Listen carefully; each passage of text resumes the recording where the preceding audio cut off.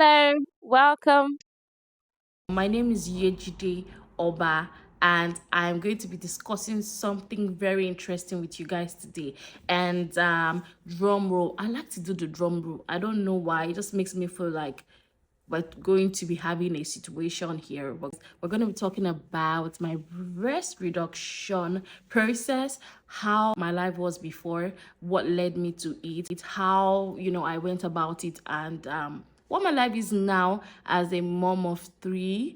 And has my life changed? Whatever it is you want to know about breast reduction, you're going to know it here today. I'm not going to be gatekeeping, guys. And I'm saying this because when I was going through, the process of deciding years and years before, I had to do a lot of research. It was like This there was was me at nobody this size. actually WG at going my through biggest. it until I started doing research and I found people. And to be honest, in our society here in Nigeria, breast reduction is not something people talk about. People, it seemed like everybody was fine except you about reducing their breast or looking for ways to reduce the breast and everything. It just felt like I was alone. Like, okay, why am I weird? Why? I even felt like it was not believable at some point. Like, why are you? Because in my family we have mostly women with big boobs, so it felt like why was I making a big deal out of this thing? But I knew what led me there. So today I'm going to be sharing breast reduction during and after, and I'll be sharing my recommendations, and also you would be deciding what's best for you at the end of the day. So drum roll, let's get to it. So since I was like 10 years old. What is 10? I think 8. I started having boobs. Like, you know how girls have boobs like 12, it starts coming out. I started having boobs like since when I was maybe 8, like small. Then, it just kept increasing. And, I was just the girl that if 10 girls were in front of you, the one with the biggest boobs. So it became like my life. And it wasn't weird to me because in my family, it was my mom's side of the family, it was a thing.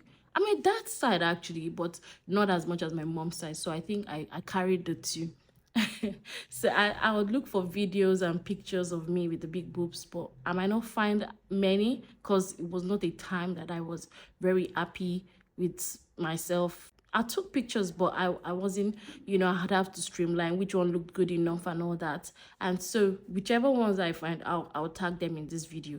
So going into the backstory, I always had big boobs, like I was saying. So by the time I started wearing a bra, but the strange part was, you know how girls would normally wear a bra just one, they had normal size boob, but they were excited about wearing bras.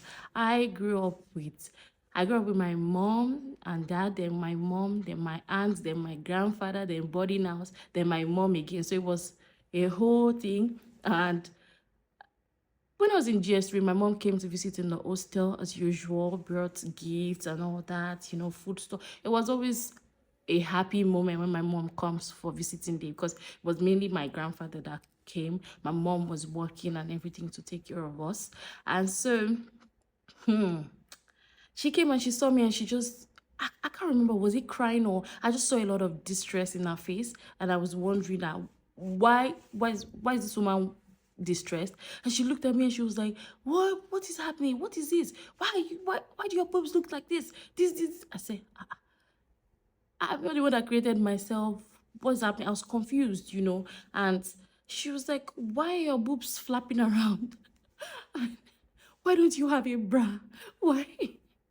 You have big boobs, you're supposed to have a bra. At that point, I used to have, like, what they call this jumpers, this what do they call, is it jumpers that they call it for that bra like but like shimmy like? Yeah, I think they're jumpers, right?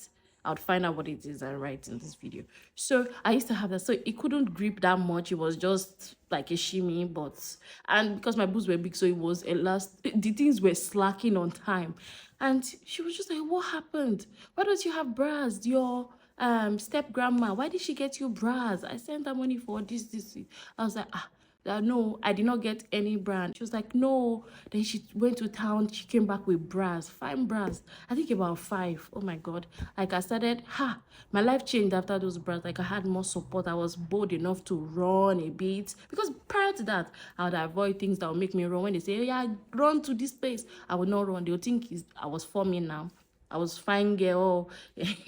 They'll say the seniors will say, see this one, no, see this one for me, especially in dining. Maybe I didn't go to dining on time, and the seniors are like, "Oh, run, come, you guys run!" And I'm just doing like this, or I'm just doing like this, and they're like, "Where's all this one?" Akoti, you shakara is too much. You like to be fancy for no reason. I'll get punishments. They didn't know that I was like already having some body image. I was trying to just keep my boobs together. So and so she brought the bras, and my life became a little bit better. As time went on, by the time I was in SS SS1, I think, I was already wearing a double D. Yes, at SS1. And around that time I was like 15, I think, or 14. I was 14. Yeah. So imagine double D at 14. Get with the biggest boob. I was already used to that. And you know the funny thing, people are not gonna call you that name when you're there, right? But I, I knew that that was my name. Like the girl with the boobs, the cute girl with the boobs. Thank God there's cute in front of it and there's boobs. If there were no boobs, we'll still be saying we want boobs, right? So as time went on, I grew older, second university, I was still able to, be fancy, dress nice. So around SS1, my aunt came from London, and yeah, she's my mom's elder sister. So she was traveling to my state of origin, and from there she was going to Kwara State, where we're from. And so we were together on that ride. We got to my state of origin. That's where she used to be based before she left Nigeria with her family. And we were done with whatever business she was tending to, our estate, our managers and all that. So in the evening, we're done. We're on our way back to our state, right, with my mom, three of us. And we're in the car trying to fill up the tank for petrol, fuel. Only for some men were just, I was in the car, she came down. I think my mom was in the car, or she came down too. I think she came down too. Like, she was buying other stuff, buying oranges, bread and all that. And these men just looked at me through the window, like into the car. They peered into the car. I was wearing a yellow tank top. I can never forget. And they were like, see this one's boobs. See her boobs. You would know that she's promiscuous. A small girl. See her face. But she looks like a slut already. I don't want to use the word. They were speaking in Yoruba, so you can imagine that's my language. And it was deep. It pierced into my soul. And I was ashamed immediately. I can't forget, because now that I'm older, I know that the shame wasn't mine, and I wished it was me now but it couldn't have been. They couldn't have dared, right? And I would have replied them, "Why are you looking at my boobs? Why are you?" But then I felt ashamed. I felt like, how did I present myself for these men to look at me in a way like that? I blamed myself, and I just felt bad. And that's, further made me feel very insecure about my boobs. Like, oh my God, when I go somewhere, it looks like I'm trying to seduce somebody. I'm trying to do this. So I was very modest with my dressing. Normally now I'd wear, off shoulders, like with a little cleavage. I never used to do that before. Not just because I was decent, I'm still decent, but because I didn't want to try to look like I'm trying to tempt somebody, or trying to be promiscuous, or trying to be a slut. You get? That's how that story went. And from then I became more conscious, more from then, that particular situation, I started to double up on bras. I'd wear 2 bras in the hostel. I have to wash my bras overnight, and I had these same 5 bras that my mom bought for me. And I tried to buy more myself with my little money that I thought I had, only to find out that good bras, which is another struggle, right, for a big boobed lady, are expensive. They're not fancy enough, one, and also they're very, very expensive. Oh my God. As I finished secondary school, got into the uni, I was still a church girl, fancy church girl and all that, um, decent. But by, I think, last year of secondary school, I began to feel pain on my shoulders. And that's how it got to the stage. So I've mentioned already the struggles of a girl with big boobs. I'm sure you know that if you're still watching these videos or you have somebody with big boobs, you'd be able to understand more why they will quickly remove their bra. Or maybe you are still out, they just remove one strap just to feel at ease. So I've listed about three struggles of a big boob, a big boobed, yeah, plus boobed babe. Yeah, big boobed babe. I think that's better. The struggles of most, sometimes some people don't have that much struggles because their boobs are not that much, or they have a weight that can carry the boobs. It doesn't mean that everybody that has big boobs struggles with this. Actually, this is my own personal past struggle. So number one, you're going to have to spend on bras. You have to source, not just spend, source for original bras. If not, you're not going to get the support. Number two, you can't just wear anything you like. It's not possible. You'll have to consider the masses. And number three is the pain that comes with it. Now, the pain part, I was talking about by the last year of high school, secondary school, I had already started having serious pains. It didn't start in one day. It started like lightly. I didn't previously know that it was even my boobs that were causing the pain. I just knew I was getting weaker on time. I'd, feel pain in my shoulders. I'll have some slight headaches. But the final year of secondary school, I think I was already sure of what was. But by the final year of secondary school, I think I was already sure of what was causing the pain. And yeah, I was very sure at that point that it was my boobs. And started getting more conscious. Now, it wasn't just what people thought or how I was presenting myself that was, a concern. Now it was the pain. The pain in the following years took over. All those other parts were not my business any longer. As I got more matured, I didn't care. So far I knew my intentions, and I knew that I wasn't presenting myself in a bad light. I don't care if you're uncomfortable or if you're focused on my boobs. That's not what you should be focused on. Yeah, so but the pain was now my main concern. And 4 years of university, you wouldn't know though. I still have, except my friends and my family that knew that it was a very big pain point, like body pain, headaches at the back of my head, shoulder, back. It was tough. And you wouldn't know, but I wasn't big. I wasn't plus size. But because of my boobs, I'd wear bigger clothes because I just felt more comfortable. Then I didn't, I didn't have that confidence to actually rock fitted clothes. Like, why am I trying to make something that is obvious more obvious? So the pain continued, and at some point I had to, let me get it, it's getting cold, sorry. I had, at some point, because of my big boobs, I began to slouch. So my back was bent over because of the weight of them boobs. Trust me, it was a lot. And at that point, I began to make my research about how to reduce my boobs. I would go on the internet, I would talk to people with big boobs, and all of them were like, oh, really? Hey, it's not me, I don't feel it. Or me, I'm fine. Or me, there was not one person that said, oh, I feel you, girl. And that is why I'm making this video. I feel you, girl. Oh my god, please share it to your friends that have big boobs, or someone that has dealt with pain over the years, so that they can know they are not alone and they are not crazy, or they are not damaged, or something is wrong with them, other than that nothing is wrong with them actually. But sometimes you go through stuff that makes you think that, oh, something is wrong with me for me to be the only one that is going through this. No, nothing is wrong with you, girl. Yeah, so as I was saying, I felt so much pain, and I started talking to people. Then I graduated to Google. I just trying to look how to reduce breast.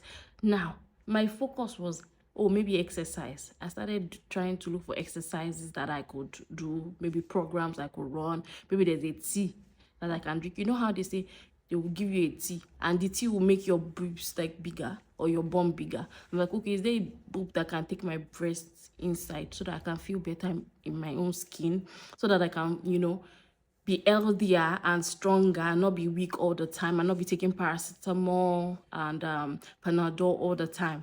So I was, making this research. I wasn't finding like anything tangible. And it was already affecting my posture, which is the fourth part. The first one, like I mentioned, you're going to, be conscious of, you have some body consciousness issues if you're not careful. Number two, you're going to not be able to wear anything you like. Number three, bras for big boobed babes. Bras are expensive. And number four, it would affect your posture. You'd like have to, so, and that's why sometimes you see babes with big boobs. This place looks thick, like, because it's gymming, natural gymming. Yeah, so sometimes though, yeah. So I was like, there's something I can do, there's something I'm supposed to be able to do, there's some, hey, it did not happen. So okay, what can I do next? Actually, I kept increasing the dosage. Sometimes every 3 days, paracetamol, every 4 days, paracetamol. So it got to a stage now that I was using paracetamol every day, like every night before I slept, every morning I would use it. And then I got married. And if you looked at me, you wouldn't know because I had already mastered the art of packing the boobs. But now that I'm wearing one bra, who bought me that time? Two bra. And I even wear like a grip bra. You know, these bras with hooks, like a ghetto kind. The people that they were like, she has big boobs, but man, she packs it, she does this. Oh my gosh, she's so put together. Well, Mokwe, they don't know that put together. That put together, I put a lot together to put together myself. And it was a struggle. Like, so you continued like that, and I got married. And I was like, oh my god, I'm excited that I will just give birth to my children fast, fast, fast, fast. Like, first 4 years I'm done with childbearing so that I can do my boobs. Hey God, I beg. As that one is another story for another day. We're going to do another video. Now I have 3 sons, but before we got there, it was a process. I was like, pim, pim, pim. First year naughty, second year naughty, third year I said, God, I beg. The pain was increasing. The fact that, oh, we're trying to have children. Like, what is happening here? It was bonkers. Imagine dealing with pain and also dealing with infertility. It was bonkers, but we'll talk about that one later. So by third year, we eventually had our first son, a handsome king named Max. So we were so excited. My husband, oh my God, it was like our answered prayer, and we were just content, like, God, you did it. So after we had our first son, we were like excited and happy and thanking God and all that. And we're like, okay, let's have our second child, and we're done with childbearing. And so I can actually do my surgery also to relieve myself of all this pain, because my husband he tried in my life. He will massage you. It's even me, I'll say I don't want massage. You'll say you need it. See the way you are. It will help me, and it will restructure my bones. It was so kind to me during this period. He'd always just tell me, don't worry, very soon it will be over and all that. And so we're like, okay, let's have the next baby now. If God helps us, the babies, they are twins. And you are done, you'll be able to do your surgery. Waited first year, second year, third year. By 2018 ending, I was like, no, I don't think I can wait again. Because by the time I have this, if I get pregnant now today, I'd have to be pregnant for 9 months, which is almost a year. Pregnancy is almost a year, guys. Then I will now breastfeed for another year. So that's me dealing with this pain and dealing with pregnancy combined with this pain and nursing. And the boobs keep increasing as I'm breastfeeding, actually. I said no. And the pain kept increasing. So I was like, I don't think it's wise to wait any longer.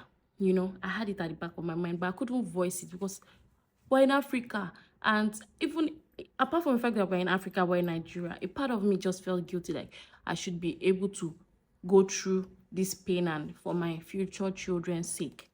And so I was in the hospital one day. My doctor was running tests, She was like, that my blood pressure was high and that why am I using my pain meds too much? That, it's not advisable that that have I not thought about doing surgery? I said, ha, I've been thinking of it, but I'm trying to wait. She was like, no, it's not healthy to wait at this point. You've been dealing with this for years. Since I met you, you've been dealing with this, and you can't be using, because at that point I left paracetamol. I wasn't all this Tylenol, they weren't doing shots. And I was already on Orphan, the highest dosage. That's what I was on at that point with the pain. So she was like, it's not healthy to do this, and your blood pressure is like high now. And I can tell that it's part of the stress of this pain and the pain meds. If she's not sure whether I should go to my main doctor, that's the general practitioner, and run some tests and also ask if I can do plastic surgery ASAP. I was like, God, when you're excited that, oh, finally somebody that I did not even ask has seen my pain and agrees with me. But I'm also like scared, like, okay, are we at that junction? Jesus, I've been saying I'll do it for years, but now we're there. Am I sure I want to do it? Am I even sure I want to do it now before having my second child or more children? So I saw the doctor and I ran this test and they said, you're fine, you're free to do this surgery. I told my husband, he was like, anything that will make you feel better. I told my godmom at that time, and she was like, if you can pay for it today, do it. Every time you come here, before you get to before you get upstairs, you've removed your bra hand. I see how you just rest. You will do this stretch, use medicine. It's too much, try and do this surgery, babe. I said, yes, ma. I called the clinic, the plastic surgery clinic. I Before this, I tried exercise, I tried medicine, I tried everything else, right? And I called the clinic. I was like, when can you do this surgery? Because a part of me just felt like if I didn't do it now, I might not do it ever. So I was like, when can you guys do it? Can you do it like this month, next week? Because it was, at this point, it was like December. I wanted to do it in January, but they said there was no slot till, I think, February ending. So, and we were traveling, we are having like a European tour, my husband and I and our son Max. We're going to like 4 countries. So I was thinking I would do the surgery before then. So they were like, if I did it January ending, I wouldn't be able to travel because I won't be like I wouldn't have recuperated enough to travel by that February, so I should do it when I come back. I was like, me that I wanted to, feel better when I go for the surgery. So imagine that trip that we went on. Oh my God, with the pain, and then it was cold. Europe in January, in in January ending stroke February. Oh Jesus, oh Jesus. It was cold. I caught immediately we landed. The next day I already had cold and pain also from my body and dealing with our travel luggages and all that, because at that time I just started content, so I carried a lot of clothes already from Nigeria to go and do shoots for some brands, and just for my own self also, abroad setting and all that. So it was load, we carried food stuff because we like to eat Nigerian even when we're abroad. Is when we go out, we just take our burgers, and my husband is the one that eats anything. But me and my son, at that point, we only like to eat what we were very familiar with. So we had a lot of luggage, wahala and all that. And now having to run after a 3-year-old, train station, go this, pick up that. It was tough. But I was excited that the end of this era is near. I was like, oh my God. Okay, so I think I jumped. So by the time I spoke with the doctors, they were like, they can do it in, by February ending when I come back. I was like, okay, book me in, but let me come for a consultation. I went there. They also ran their own tests too, and they confirmed that, oh, I could do the surgery, because they want to be sure that you're healthy enough to undergo surgery, because this is plastic surgery. At the end of the day, it's not a life-saving surgery according to them, even though this surgery, this breast reduction surgery, is kind of, a necessary surgery, not sort of like cosmetic. It's partly cosmetic, partly necessary. I don't know if you're understanding what I'm saying, but like, it's not for fancy. You're doing it because you want to feel, you want to be healthier. And for me, I needed to feel happy about my body, because at that point I was already dealing with body dysmorphia. I was so angry with my body, like, God, why? What is happening to me? So we went to the hospital. I took my husband along, and he was asking questions. I made my mind up. When they said, oh, do you have any questions? I was like, yeah, hope I won't die. That was what I asked. The man was like, no, you're not going to die. You're going to be fine. Your surgery is so house, like the next day you are out, today, tomorrow. It's not that serious. I was like, you're going to cut it, because they're going to ask you questions like your history. You're going to fill forms, run tests to be sure that you are healthy enough to run this, to go through this surgery. And yeah, they're going to show you different techniques, and they're going to tell you what techniques they have and which one you prefer, and which one the doctor will prefer to do on you. And yeah, so I went with my technique that I wanted, and it was a short consultation, to be honest. And they told me what time to come, not to eat before the day, like the night before. I shouldn't eat till after the surgery was done, like I think a day after the surgery was done. So you're going to come in fasting for this surgery. So I was like, okay, see you on that day. And we booked, and yeah, payments were made. And on the day of the surgery, I did it, apart from my husband that knew, and the doctor that was going to do the surgery at the hospital. Nobody knew. Everybody knew I had already said I might do this, I might do it, but nobody knew I was going to run the surgery. When I was entering into the theater, I just texted my mom. I was like, I'm going in for breast reduction surgery. See you soon by God's grace. Pray with me. And I switched off my phone, bam, and I gave it to the nurse, and I entered the OR. When I entered the OR, oh my God, I was like, Jesus, I hope this is, oh my God, this is not where it all ends. I was like, God, please, hope I'm not going to, hope it's not going to be better to have lived with the pain. God, please just help me, for my child's sake, for my family, help me. Hey, God, I beg. That time it wasn't a fun situation. When you've been looking forward to something, you think, no, when it happens, you'll be fine. I was almost pooping myself. When they said lie down on that, the theater bed, I was almost peeing myself. They'll chat you up to when the anesthesiologist, I think that's the name, anesthesia guy, he will give you the injection and this thing and put. They talk to you to be, ask you your name and all that. That was the last I remembered. And yeah, I wake up and I was already feeling good about my new boobs. Like, oh my God. Like, by the time I woke up, I think hours later, like 6 hours later. Yeah. And when I woke up, I went to the recovery room, and I had plasters. The boobs felt, at that point, I was feeling like better. So the doctor is gonna ask you what technique would you like. They would advise you on the techniques that work, and they'll suggest techniques. Maybe it's the anchor, maybe it's the lipo of the boobs. And also they're going to ask you what size of boobs you want now.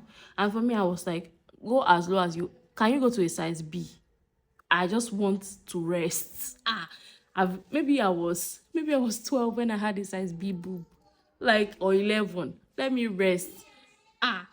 So he was like, oh no, we can't go that low, because if we go that low, we'd run a risk of losing the nipple, because the surgery, they're going to remove This your was few nipple months after and surgery and attach it alien back to complete.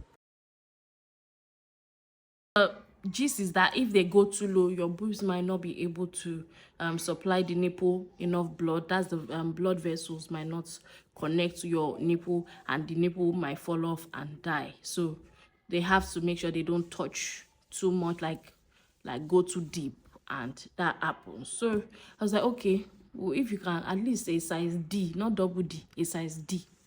He said okay, and we agreed on that. And after surgery, it was a fast. Well, I was asleep. They were there for hours on hours, maybe 6 to 8 hours, but it just felt like I slept off, and I woke up and I was good. The nurses were like, oh my god, like I was so high on anesthesia. I was saying my life has changed. Oh god, finally. The nurse actually wanted to send me some videos. I don't know why I didn't collect those videos. I think they remember those videos. You're going to remind me of the past, and I just like, no, I'm moving ahead with my life right now. Don't send me videos of my past. Yeah, so that was not it, but I think I forgot. I've loved to have them. I might chat her up to get them now. Yeah, so this was 5 years ago, guys. Exactly 5 years ago. When I think of it, how much my life has moved on, I can't imagine that it's been 5 years. It seems like yesterday, like literally yesterday. After I decided in December, and I went on my European tour with my family, and I'm back. I'm having a life-changing surgery that was going to get me off a lot of pain, body dysmorphia issues. I was like, oh my god, I can't believe. I'm always like, oh my god, I can't believe that it's been 5 years. So after the surgery, I could see. Immediately I woke up, I could feel the difference already. Like I was like, what is this? My life? The boobs were standing, they were up here, like firm foundation, and I was like, others that were looking at it were like, I can't see a difference. I was like, it's because of how I used to pack. You people don't know the work I did with this packing of a thing. You can't see which difference. Now I'm not wearing any packing brow. It's just plasters there, and it's like this. Ha! Me, I can see it. And when we're done, I think the doctor, I had a consultation like the day after, when I was going to be you get discharged immediately. They discharge you a day after if nothing goes wrong. So nothing went wrong. They attached my nipple back, and you already signed a document, right? Affirming that you know that there's a risk that you might lose your nipples to this surgery.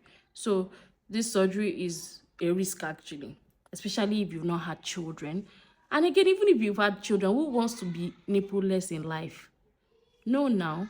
So apart from the aesthetics, you want to have nipples that feel right. Because if you lose the nipples, there's a surgery they can do where they give you fake like tattoo nipples. Oh my god, who wants that? So thank god, I was able to retain my nipples, but you wouldn't know immediately. I was still happy about the fact that I had smaller boobs. I felt healthier. And I went home. My sister-in-law was the one that was even helping me hold the fort with my business at home. I just called. I said, I need you. When I was going for the surgery, a day before, I was like, I need you to please come and help me. That's my younger sister-in-law. And she came, and she didn't even know until I was done with the surgery. I just called her. I said, I've done surgery. She was like, what? You did what? Oh my God, what? What? Are you joking me? My mom, I didn't give you guys the gist. Let me not forget.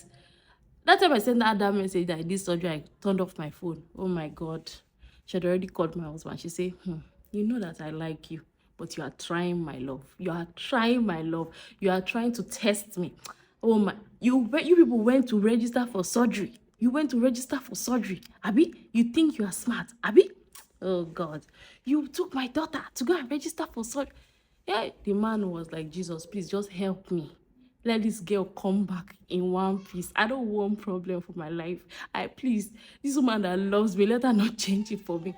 So they were both praying fire and prayer. At that time, my mom had called maybe 100 pastors. The next, I think the day I got home, the next day she was already in Lagos with 2 nannies for me. She was like, no, just sit down there. She just sat down in my sitting room. She was like this, looking at me from afar. She'll say, you shall want to kill me. She'll look at me like this again. She'll say, God, I thank you. If not, my enemies would have gotten me. That's me. I'm the enemies. I want to get her by offing my enemy, right? Oh my god, it was too funny. I was recuperating, but and the funny thing is the only thing you have to do after the surgery is use your vitamins and painkillers, and also do dressings for like 2 months after. The first few weeks will be like maybe daily, then every 2 days, then later maybe once in 3 days, then later, until you don't need to. And it will take a nurse to do that for you. So plastic surgery, generally, your money that you're going to spend is not just on the surgery. Aftercare is also very important. So yeah, you have to, ask a doctor for all this. Don't just go anywhere for your plastic surgery. This is not a recommendation, guys. I told you the journey, I told you the years of pain. It was majorly for me to have relief and to enjoy my body and to have a better life. I just always live my life with the feeling that one day I would feel better, I would be better, and that day had to come 5 years, exactly 5 years ago, guys. And so this is not a recommendation for you to go to a doctor. That's why I'm not even mentioning the hospital I did the surgery, because that might not be your journey. You need to speak with your doctor if you want to do that. And yeah, I tried many things. I tried, but it didn't work. Painkillers are not healthy for you. Cut down on those if you do that. And posture, oh my god, I'm still at the gym working on this posture that I had gotten myself to because of my back and the boob size. Now I'm, maybe like 85% like well postured. Yeah, so it's a lot of work, and this is me telling you that you're not alone. It's a journey, and if you choose to do breast reduction surgery, it's it's scary, and it's not scary at the same time. And I want you to know that your struggles, you're not alone. I felt it for years, and yeah. And the funny thing, I came out with, I think, a double D boob. I was still angry with the doctor. And did I tell you I had to do surgery all over again because the boobs tore? Oh, I didn't tell you guys. With plastic surgery, there's always going to be risks. For example, I had to do my surgery twice because my boobs ripped. Like the where they sewed it, the closing opened up. Like I could see my muscles and my boobs live blood. I could see my inside of my boobs. So I had to do the surgery a second time. And thank God that I'm fine, and there was no case of infection, because that's also a risk. Infection, you might lose your boobs. You, God forbid, the worst thing happens. Also, those are the risks. So you have to think of it. You have to think about it very well before you do. You have to be prepared mentally also, and know that when you reduce your boobs, it's not just about the boobs reducing. Your mindset, you have to change the way you think about your body. That's a work that nobody can do for you. So you can start doing that even before you do your surgery. Try to love your body more, because after my surgery I thought I would love my body more immediately. Of course, the pain left, like almost everything left immediately, but the feelings I had about my body, the way I saw my body, the way that I was shy about my body at that time didn't change. It took years, a couple of like 2 to 3 years of hard work on my mind for me to see my body in a good way, because you have to love the body God put you in. So you can start that now. Before even you do your surgery, start loving your body, start celebrating your body, start going to the gym to work on your posture, get good bras. And thanks to the girls that are good, that will always tell you what to do. For example, there's an influencer, she has a restaurant in VI now. She has big boobs. I reached out to her at some point because I was like, it can't be only me. And she was like, yeah, that she would suggest some bra companies. She told me I got some bras from them, a US bra company, good bras, and they helped also. So get good bras. They are bras. Don't go for fancy when you have big boobs. You have to go for durability, support. You need that support. Buy big armed bras to support yourself. Pack yourself, package, carry yourself well. You're gorgeous. And your boobs, people pay money to get big boobs. Yeah, if not for the pain, I would retain my boobs actually. So she now told me also that what if I did plastic surgery? She was one of the people that brought plastic surgery to my mind. Like, okay, it's not something far-fetched, because the way I used to see plastic surgery before was like, plastic surgery, oh my god, these people, oh, they're going all the way to recreate themselves. It's not that deep, actually. It's not that deep. It wasn't that deep for me though. Yeah, so it's a big risk. Yeah, so I did it and I'm here now. So apart from losing nipples being a risk, there's also a risk that you might not be able to breastfeed your children at all. And yeah, I really prayed about that one. Like, I need to be able to breastfeed my sons. Like, I would feel bad if I couldn't at least breastfeed, even if it wasn't as much, but at least let me breastfeed these boys too, like their brother. And thank God I was able to retain my nipples. They work, they're there. If you are wondering, yeah, I was able to. In fact, the nurse at the clinic was like, I'm lucky to have like full function of my boobs. I think at the by the time I was going to stop going for dressings, she was like, a lot of people don't get here this fast or don't get here at all. She was like, you're lucky. And also, I was able to breastfeed my sons, even though the boobs milk is not as much as it was with my first son. It was it was tap milk, but now like it's not as much. It's like 60% of what it used to be, so like 40% down of what was there before. So I had my second son 2021. I had the surgery February of 2019, and I had my second son February of 2021. So imagine I had to wait 2 years again, and also now wait 2 years after, because I have to breastfeed. And you know the funny thing, I had my third son 2 years after. So imagine I'd waited till that 2 years after, and when I'm ready to go for the surgery, I now got pregnant again. My baby now is just 7 months as at the time I'm filming this video. So you can imagine, I'm just so grateful that I was able to do it at that point. And I had the resources, the support that I got during that period, and I'm here now. I have a size E boob. Is God not good?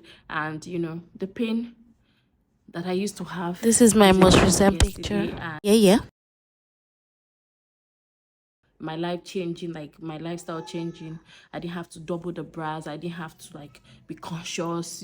I still am not a small boobed girl. I don't know if I want to be a small boobed girl. But I feel better. And if that's what you're looking for too, I would recommend you talk to your doctor, or if you want to know my doctor and what I did and how I went about it in details, you can reach out or comment in the comment section. So if you learned anything, or if you watched this video to this point, thank you so much. And please subscribe, because we're going to be talking about other things, my mom life, dealt with infertility, CS mom. Also, there's a lot of things that I'm willing to share. My lifestyle as a mom. People have described me as nurturing. I've been described as many things, and I have a lot to share with you guys. And I just want you to be a part of my journey. So like, comment, and subscribe. Share this video to a big boobed lady. And yeah, I'm excited to see you next time. Cheers and bye bye.